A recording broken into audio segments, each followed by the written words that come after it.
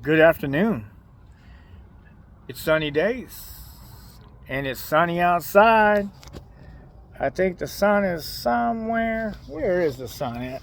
It's right freaking there. You like that sun? Is it behind it? It's kind of like in between the trees. Yeah, that's the sun. It's sunny days. It's a sunny day here and the sky is clear. Anyhow, it is 15:47 p.m. and it's a nice day here in SoCal. We're in Ridgecrest, California, and look at that barbecue go. Smoking some ribs in there. Anyhow, they're the St. Louis style ribs, living the American dream, because that's the only American dream that we're really going to have, because AI has killed a lot of jobs. The financial system is collapsing, killed a lot of jobs. There are hundreds of thousands of people out there that have lost their jobs, and in turn they lost every freaking thing that they worked really hard for. So, me being an investor, I started in 2015. To give you a little bit of history about myself as an investor. 2015, I became an investor. I was trading across E-Trade. I'm not endorsed by E-Trade. I'm not telling you to go to E-Trade. I'm not a financial advisor, so don't take my information as financial advice and lose everything that you got. But anyhow, I wish I'd have known about this a long time ago. Before then, wish I would have known about investing before then. But anyhow, so I got involved with your cryptocurrencies. I rode Bitcoin from very little all the way up to $68,000. I invested in individual companies in 2015 and tested the waters by putting my little pinky toe in with Disney stock, which I'm boycotting Disney because of who Disney really actually is. They're horrible. They're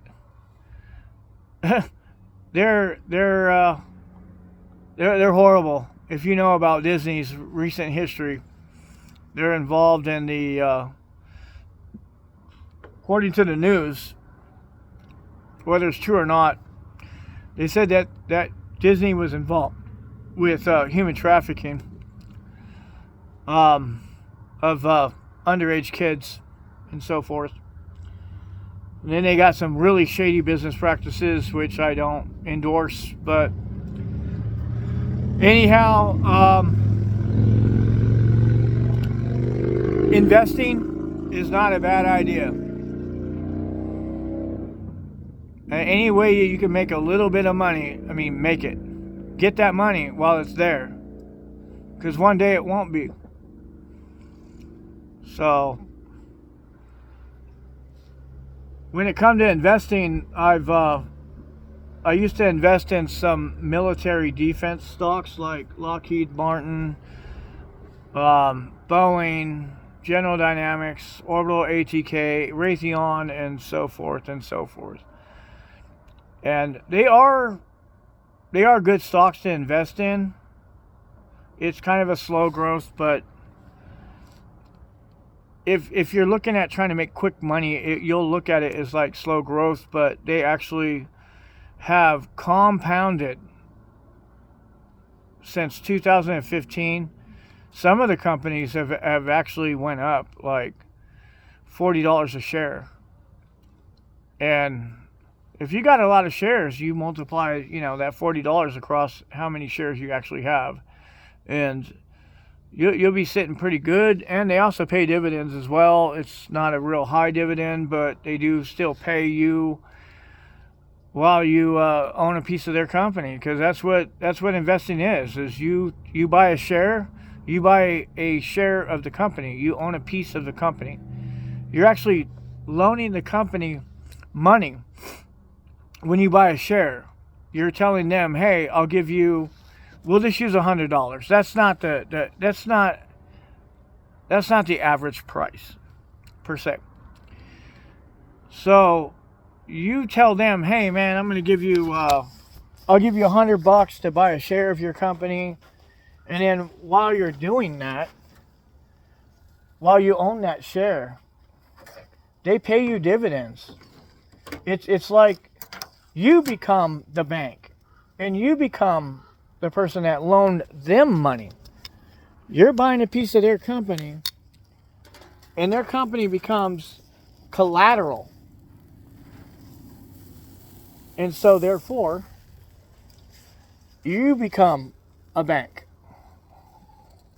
You're the lender. And then when you sell their stock, that's when they get the piece of their company back. So it's not a bad investment to invest in companies. I'm going to show you guys a picture in a second of these ribs that I just barbecued. I just took them out just now. Dang, look at that. That's going to be tasty. Yeah, I can't wait to eat off these ribs. These ribs are looking pretty dang good right now. But anyways, let's get back on track. The American dream is gone. I don't want to be the person that is giving you bad news. What I'm doing right now is I'm turning off some valves for my propane on this barbecuer. There's 2 valves, one on each end of the hose, plus there's a shut-off knob. I'm just trying to make sure that that if there was any leaks, that I'm not going to leak all my propane out. I got a bottle that's pretty big. This is my bottle right here. Can you see it? Yeah. That's a 92-pound bottle. I can't remember how many gallons I put in there. I think I put 19.5 gallons in there last time when I filled it up. And yeah, you don't want to cost yourself extra money. So just turn off everything. Close every valve. That way, if there is a leak, you don't lose any money. So I'm going to take these ribs into the camper.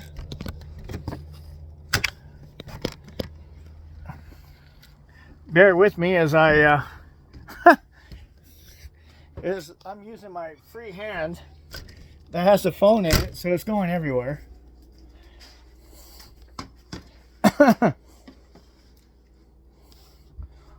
Yeah.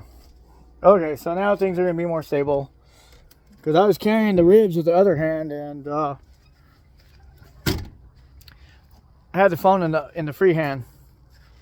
So, let's get back on track. Speaking about food, if you have a neighborhood store that you can actually, that actually has an app, and you can join them on a membership and go on that app. Every time that they have a sale, go in there, buy your meat. You know, go in there and buy your meat and buy your limit. If it says 1, and if it says that you're limited to one package of meat, but they don't normally limit you by the pound. They limit you like a limit of 1 or 2 items. So what you do is you just go in there, grab your limit. If it says limit of 1, go in there and find the biggest ribeye roast. I did this before. I love ribeyes. Oh my gosh, bone-in ribeye roast. They'll sell them like that, and So I just went to the meat department and I found the heaviest one that I can find. Went through all of them and got the heaviest one, and because I was limited to one, I bought one. Granted, it cost me over $80, but I think I cut 4 ribeye roasts out of that, ribeye steaks out of that. And they averaged about 2.15 pounds a pop. That's a big ribeye steak. You're going to be eating off that for days, because you only need like a half a pound per person. You don't need, actually you only need 6 ounces per serving, but half a pound is generous. If you got an 8-ounce steak, that's a pretty damn good sized steak. And my God, ribeyes are amazing. I love them. But yeah, you jump in on those deals and beat inflation. You always buy your limit when stuff is on sale, and every meal that you have will be created from something that was on sale. And so you're able to beat inflation, and you're able to be ahead of the next guy or the next lady or the next person. You're ahead of them when you're beating inflation. Beef is not going to get any cheaper. It's going to keep going up, because there's going to be less and less amount of beef available to us in our market. And part of the reason why is because Bill Gates owns 2 companies. I'm invested in one, because the other one is private and I can't invest in it. So what is going on is, since 2017, a lot of people don't know. A lot of people do not know that lab-grown meat has actually been going on since 2017. The FDA approved it. The FDA is not an official government entity that looks out for our best interests. What they are is they're a federal entity, and you just throw money at them and they'll approve of anything. They're bought and paid for. And you know that. Look at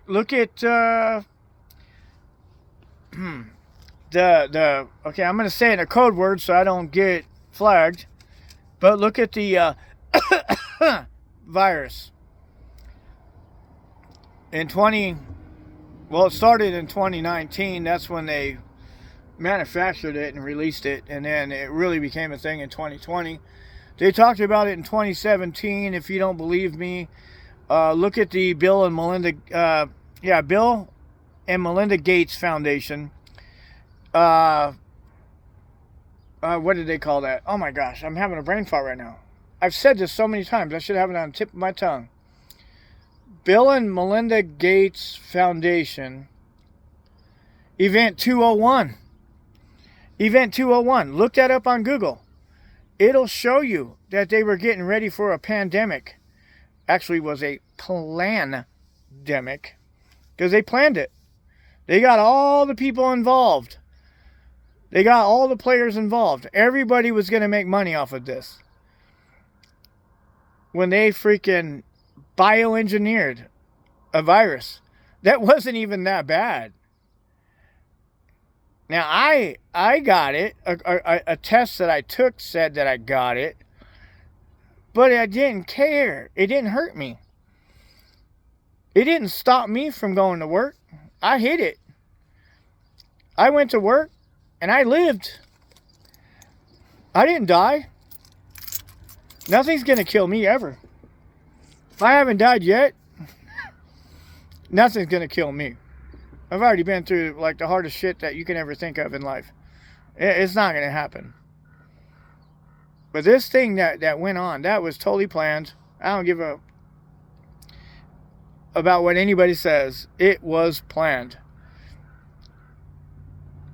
And if you don't think so, then why did they do the Event 201 in 2017? Talking about the virus. It was a freaking flu. Who cares?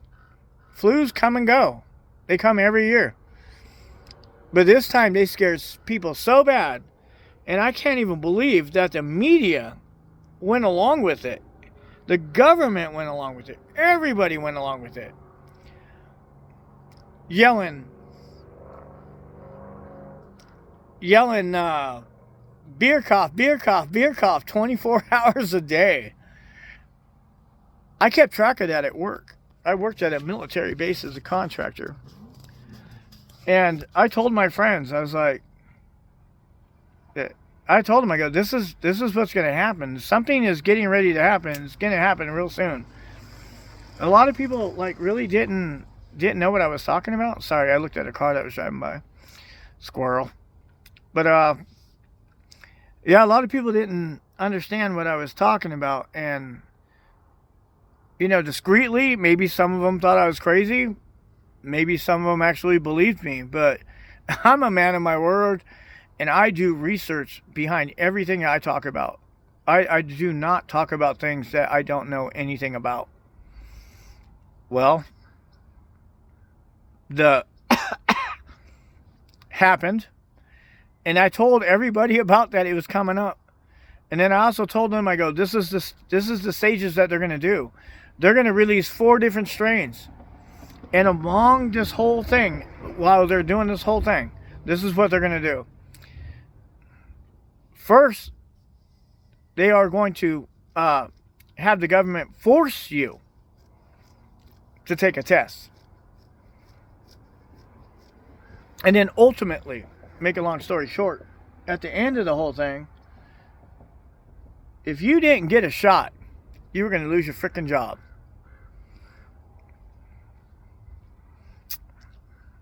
Look what they did to the military. A lot of people lost their jobs.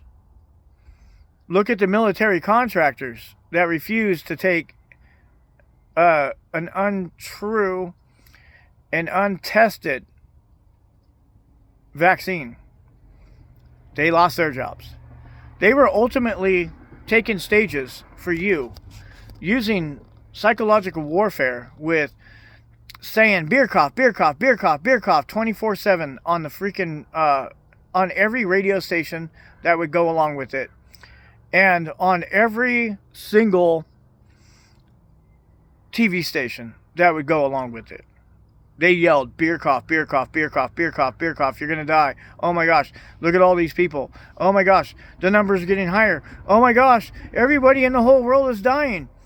I kept track of that stuff when I was at work, and I wrote down the very first case that was in Washington, in the United States, and then I wrote down every time that they said that there was more cases. I wrote down on a little post-it note. I kept track of how many cases, and within 3 weeks, the whole freaking world had it. That is 100% BS. There's no way that the whole world can have it from person-to-person contact.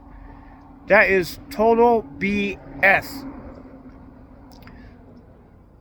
So, there's 1 or 2 things that actually happened when that was actually going on.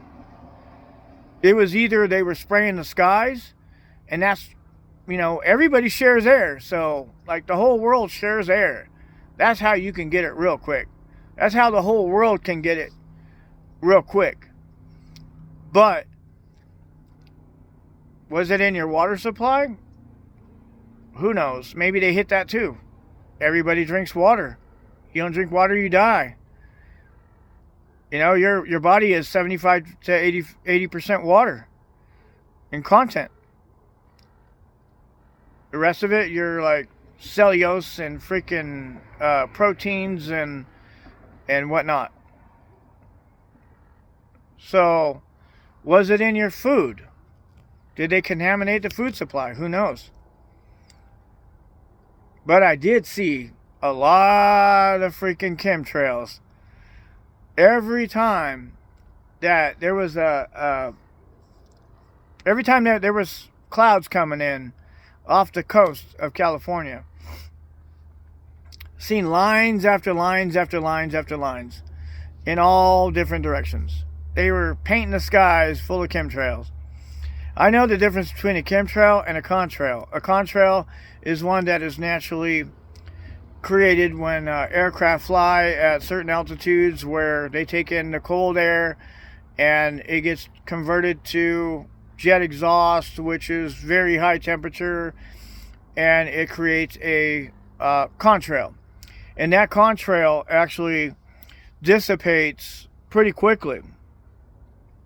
But chemtrails, they turn into clouds. They last all day long. They can start in the middle of the night when you can't see them flying around. And they still do it in the daytime right in front of your freaking face. And they think that you don't have enough education to know that, hey, we're either being sprayed with something or they're creating weather downstream. If you don't think they don't do stuff like that, you can doubt me, but go on Google and look at, put in these keywords: 1953, San Francisco, Navy, and biological test.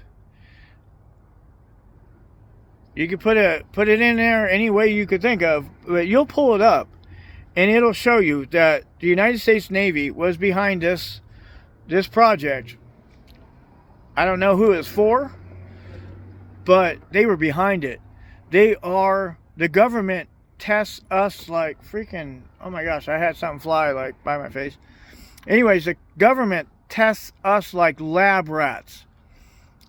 And this is 100% proof that they do this. And there's nothing saying that they stopped doing it. So they're still doing it probably. If you don't see them do it, you can't prove who's doing it. So you can't put the blame on anybody. But anyways, in 1953, off the coast of San Francisco, the United States Navy was involved with spraying bacteria in the San Francisco incoming fog that comes in every morning. And then they tracked how many people got infected, how bad they got infected, and how far and how quick it spread. Look it up. The government does that. Your government does that. Your military does that. Now, in the Constitution, the military is supposed to fight against tyrannical governments. So if they are going to do something to the citizens of the United States, they're supposed to fire back at the government and say, no, I'm not doing that. We're going to take you over. You're tyrannical. You're against the Constitution of the United States. You need to stop. But they don't. So,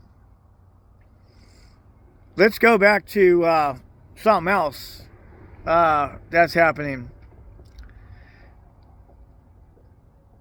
And this is political, total BS. It's called global warming. There's no such thing of that happening right now. What we're coming back to is just normal. So 400,000 years ago, Mount Toba, which was a super volcano, it's now a lake, had exploded and threw so much ejecta in the atmosphere that it blocked out the sun and caused a mini ice age for 75,000 years. They got ice core samples that prove exactly that happening. Where that volcanic ash came from, they have it located. They know how long it happened. They know everything. It was from that. We're still coming back from the last little mini ice age that we've been coming out of a mini ice age for 16,000 years. I know that because I study volcanoes. I've been studying volcanoes since 2001 and plate tectonics. I also study the weather. I used to be a severe storm spotter in Gillette, Wyoming, and was trained from the office of NOAA, National Oceanic Atmospheric Administration, out of Rapid City, South Dakota. I'm trained. I've been to Yellowstone. I've been to multiple volcanoes. I have seen stuff. I know what I'm talking about. But anyways, it's all lies. And here is 100% proof that global warming is a frickin' lie. If you know about Death Valley, California, the hottest place in the United States, in 1913, they broke a world record, and they broke a record being 134 degrees Fahrenheit in 1913. That was 110 years ago, and they never broke that record since. No global warming. 110 years of proof there is no global warming at Death Valley. Last summer, 2023, last summer, they only reached 130. That's still hot, but it didn't break 134. It's not getting hotter.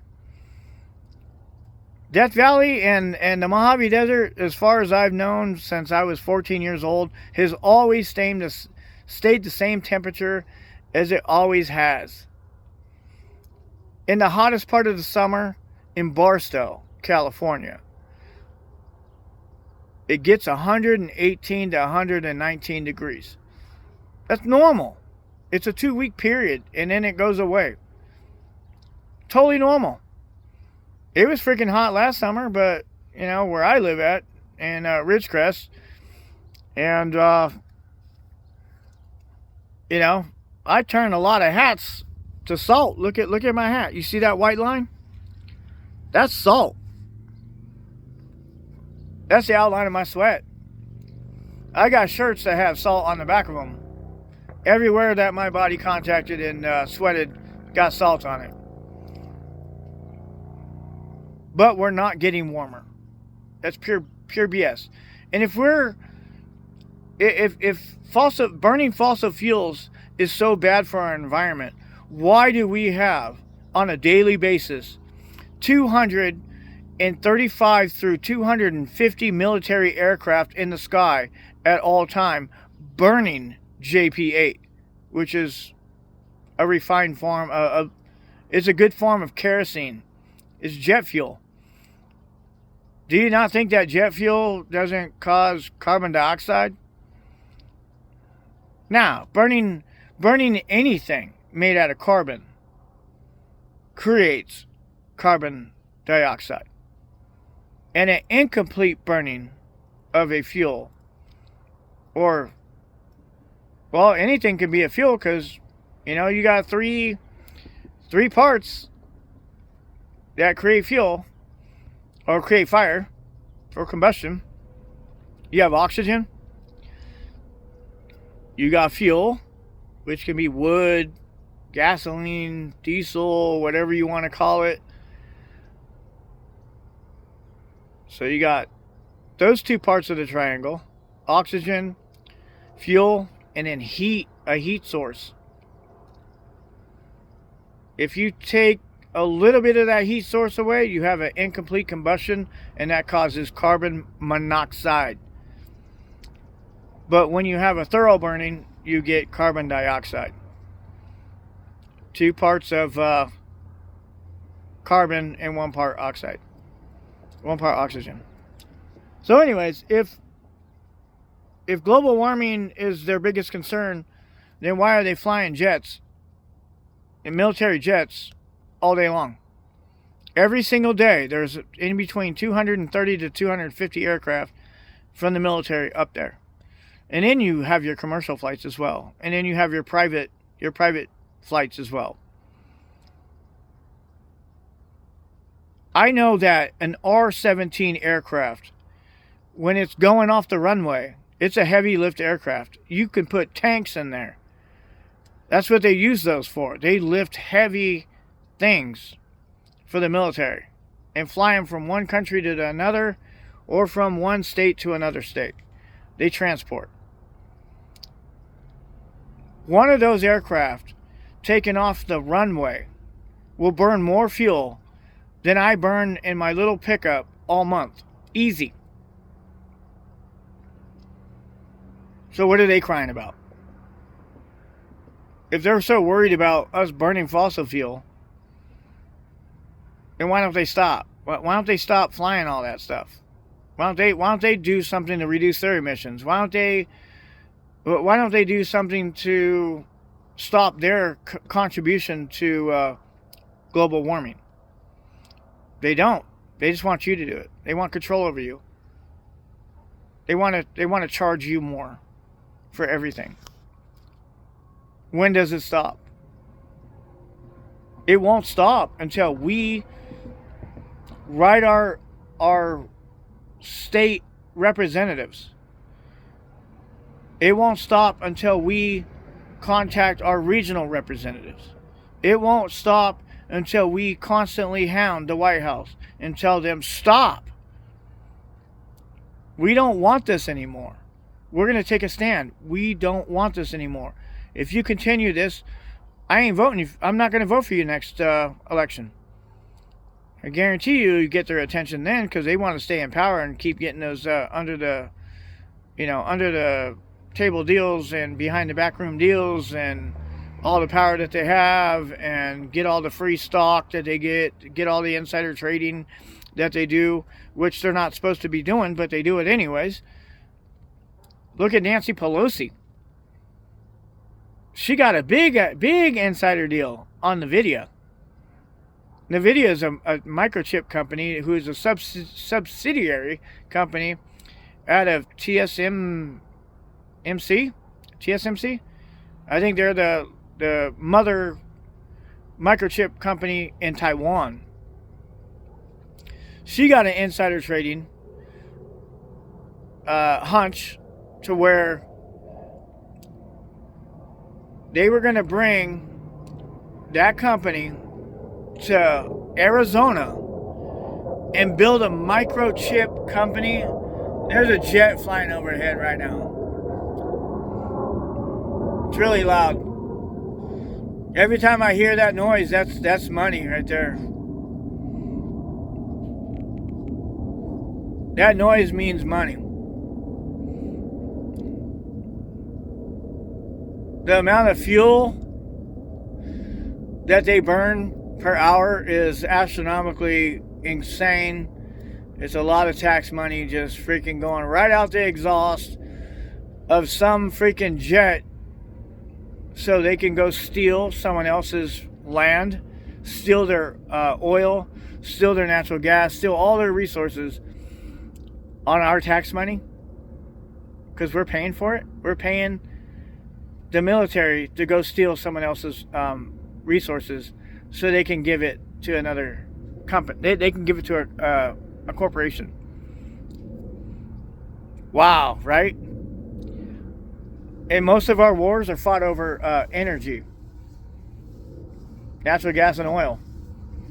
Well, I thought we were like not wanting to burn any more fossil fuels, but we're still fighting for it. Really? Come on. We're being told so many lies in so many different directions. It's absolutely absurd. I wish that we can stop it, but we can't.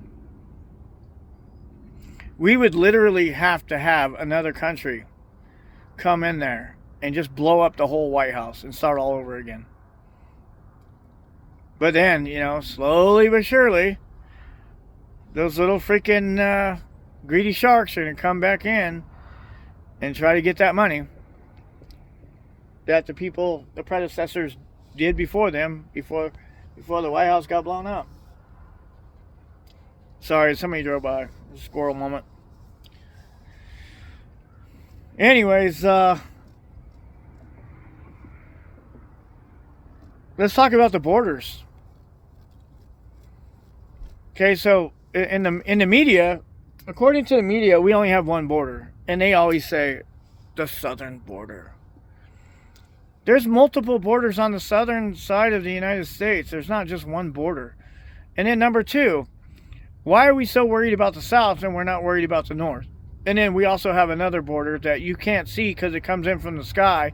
You got K2 visa people coming to this country from other countries, and then they overstay their visa and their visa expires. Now they're an illegal immigrant and they're here. Let's talk about borders. Let's talk about one giant research that I did. Okay, so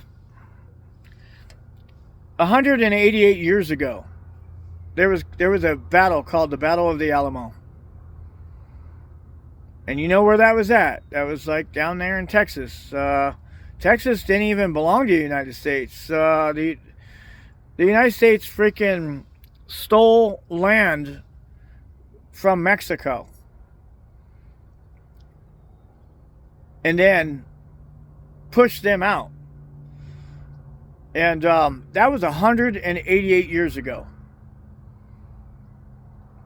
If every president ran one term, that would be 46 presidents that have been in charge of the United States, have been in charge of that border, and have not done a single thing about it. No one can solve the problem? Are you kidding me? No one can solve the problem. Out of 46 presidents, no one could solve the problem on either side of the aisle. Are you kidding me? Should I be like Paul Bagley or whatever you want to call him, Bagley? Should I be like, are you serious? Are you serious that you can't solve the border problem? The southern border, just by itself, you can't solve that problem? Over 46 presidents? And 188 years had went by, and not one person can solve that problem. They're just kicking the freaking political football down the street for someone else to deal with it. If politicians solved all the problems that they promised when they were trying to be presidents, we wouldn't have any more problems. They wouldn't have any more campaign promises to promise, because there would be nothing left. Everything's solved. Are you freaking kidding me? No one could figure it out? And most of them went to Harvard. And you can't figure out how to solve the problem? Really? You see that look I'm giving you? Can't solve it? That's my really retarded,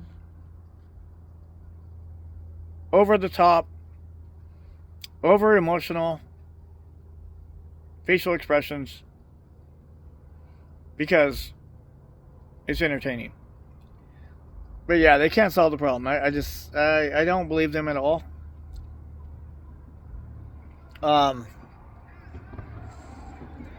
What else? Oh, the American dream. Owning a home. I've owned a couple homes before. Now I gave up on that whole idea, because our politicians, the government, is too deeply rooted into the economy to where they can make it work or they can make it fail. And they choose president after president after president. This has been going on for a long time. The United States economy crashes on average every 8 to 10 years like clockwork. You got your Ponzi scheme banks putting out these over leveraged loans. They're just doing legal they're just doing legal loan sharking is what they're doing. It's a Ponzi scheme.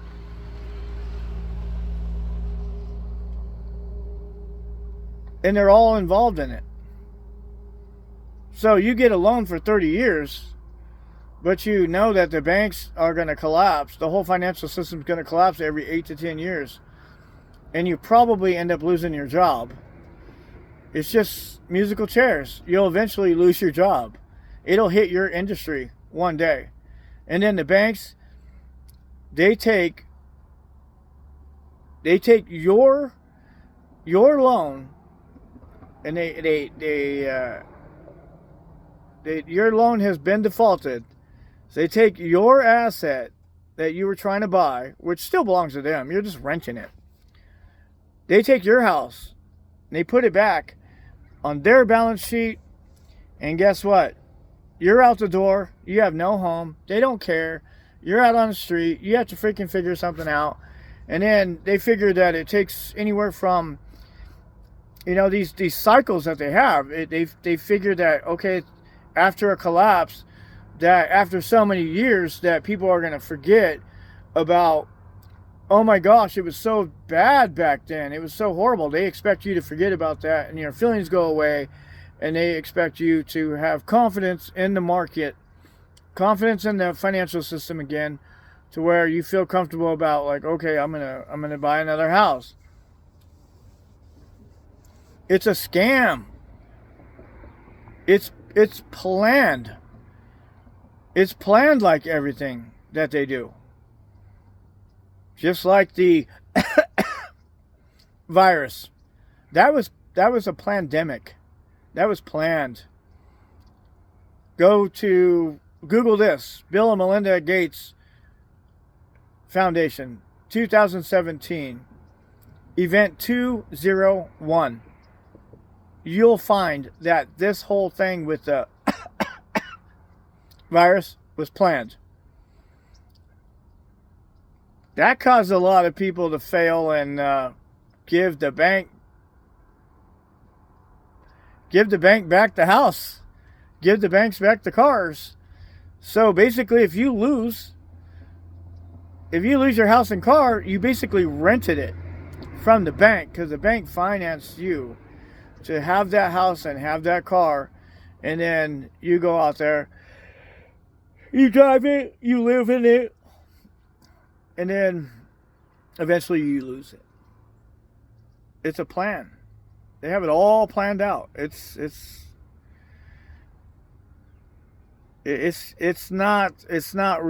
like we live in a matrix. It's not reality. It's not what it's supposed to be. The American dream is gone. And if you don't believe me, look back in the 50s when there was one man that was able to raise a family by himself with one job. He went to work. His wife stayed at home. She took care of everything at the home like a stay-at-home mom should. And that is a job in itself, and I do not disrespect at all stay-at-home moms, because they do a lot, and they are a very important piece of fabric in our successful family structure.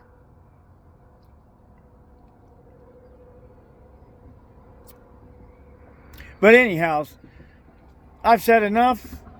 I am going to be putting out more videos, and I'm going to be doing like adventures and more educational videos, like auto mechanics, things like that. Also landscaping and before and afters of like landscaping, and how to string a dual string gas powered trimmer, maintenance on chainsaws and all that stuff like that. And also just adventures like, maybe snowboarding this winter, doing some of that, and then also do some hikes, go to some hot springs, and go to some calderas of a super volcano, which is 3 hours north of me at Mammoth, California. Also other interesting places to be at, and then talk about some geology and talk about some other places that are just places of interest, that if you follow my video, if you look in my videos, there is a place where there's like a green building. It's kind of dilapidated. I have no history on that. I don't know what that's about yet, but I'm about to look for history on that to find out why that was there. And then up from it, there is a place where you see me climb down on a rope ladder, and I went down in there. I don't know why that was there, and I'm going to find out why that was there as well. That is just uphill from the green building. But anyhow, I've said enough. I thank you for watching, and you take care. Hit the like button, subscribe. I'd love to produce more videos, and also if you have any videos that you'd like to share with me, let's do that. Share that with me. I'd like to see what you do too. So it's not all about me. So anyways, peace out. Sunny days. Have a good evening.